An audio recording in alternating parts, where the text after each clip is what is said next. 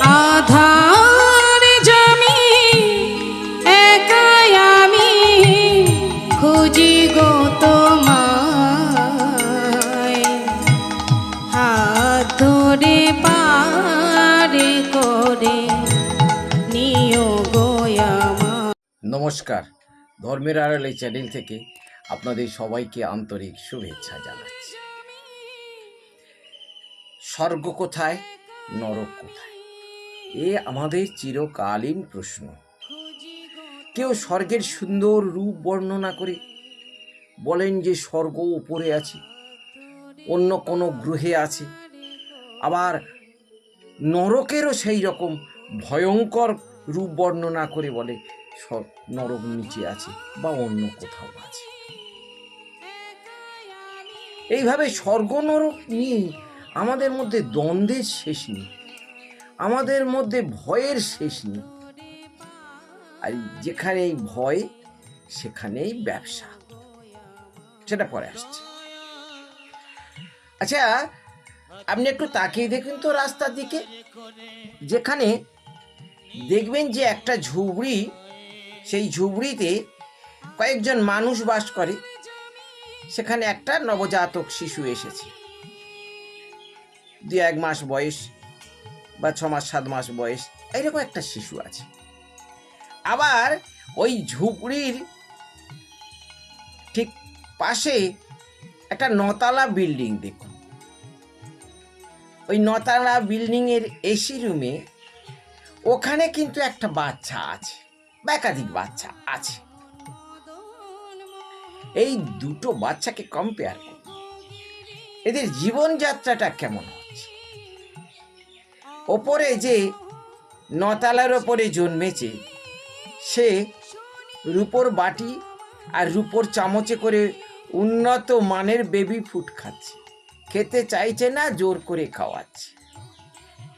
আর নিচে যে বাচ্চাটা জন্মেছে তাকে জোর করে পান্তা ভাত খাওয়ানো হচ্ছে। রোদে পুড়ে জলে ভিজে শীতে কেঁপে এই নিচে ঝুপড়ির বাচ্চাটা, রাস্তার উপরের বাচ্চাটা বড় হচ্ছে। আর ওপরের বাচ্চাটা, 9তলা বিল্ডিং এর ওপরে যে বাচ্চাটা, স্বর্গ সুখে বড় হচ্ছে। আচ্ছা, ওই যে ওপরের বাচ্চাটা এই নিচে জন্ম নিল না কেন, আর নিচের বাচ্চাটা ওপরে জন্ম নিল না কেন? ভেবে দেখুন, স্বর্গ কোথায় আছে আর নরক কোথায় আছে। আমরা বলি কি, এই জন্মে যা পাপ করছি সেই পাপের ভোগটা মৃত্যুর পরে যমপুরীতে গিয়ে ভোগ করতে হবে।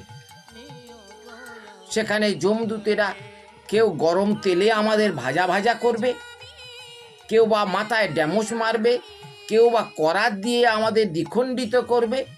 এই রকম নারকীয়া যন্ত্রণা দেবে।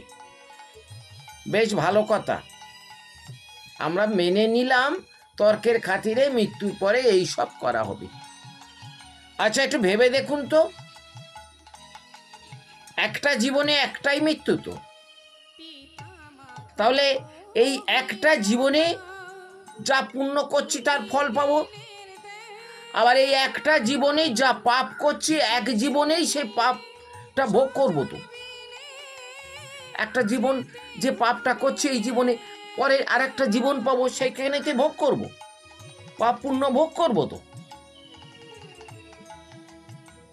তাহলে আমরা এই এখানে জন্মে যদি নরক যন্ত্রণা ভোগ করি, যে শিশুটা ফুটপাতে জন্মেছে, যে রোদে পুড়ে জলে ভিজে শীতে কেঁপে লড়াই করে বাঁচছে, নরক যন্ত্রণা নিয়ে বাঁচছে, সে মরে যাওয়ার পরে আবার সে নরক যন্ত্রণা ভোগটা করবে কেন? ঈশ্বরের তো একটা সংবিধান থাকবে। সে তো একবার এই যে এখানে শাস্তি ভোগ করে নিয়েছে, তাহলে যমলোকে গিয়ে সে কেন সে শাস্তি ভোগ করবে?